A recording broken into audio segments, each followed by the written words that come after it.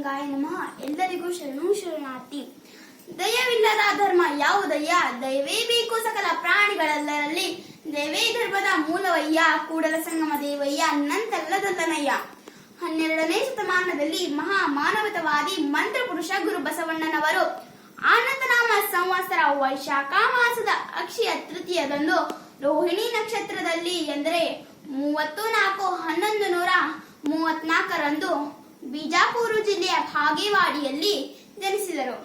ತಂದೆ ಮಾದರಸ, ತಾಯಿ ಮಾದಲಾಂಬಿಕೆ, ಸಹೋದರಿ ಅಕ್ಕನಾಗಮ್ಮ, ಹೆಂಡತಿ ನೀಲಗಂಗಮ್ಮ. ಗುರುಗಳು ಜಾತವೇದ ಮುನಿಗಳು.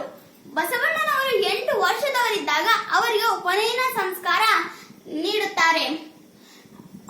ಆಗ ಬಸವಣ್ಣನವರು ಮೊದಲು ಅಕ್ಕನಿಗೆ ಉಪನಯನ ಸಂಸ್ಕಾರ ನೀಡಿ ನಂತರ ನನಗೆ ಉಪನಯನ ಸಂಸ್ಕಾರ ನೀಡಿ ಎಂದಾಗ ತಂದೆಗೆ ಬಹಳಷ್ಟು ಕೋಪ ಬರುತ್ತದೆ. ನಮ್ಮ ಸಂಪ್ರದಾಯದಲ್ಲಿ ಹೆಣ್ಣು ಮಕ್ಕಳಿಗೆ ಉಪನಯನ ಸಂಸ್ಕಾರ ನೀಡುವುದಿಲ್ಲ. ಆಗ ಬಸವಣ್ಣನವರು ಮನೆ ಬಿಟ್ಟು 1142ರಲ್ಲಿ ಕೂಡಲ ಸಂಗಮಕ್ಕೆ ಹೋಗುತ್ತಾರೆ. ಕೂಡಲ ಸಂಗಮದಿಂದ ಕಲ್ಯಾಣಕ್ಕೆ ಬಂದು ಚಾಲುಕ್ಯರ ಸಾಮಂತರಾಗಿದ್ದ ಕಲಚೂರಿಗಳ ಪ್ರಸಿದ್ಧ ರಾಜ್ಯ 2ನೇ ಪಿಚ್ಚಳನ ಆಸ್ಥಾನದ ದಂಡನಾಯಕ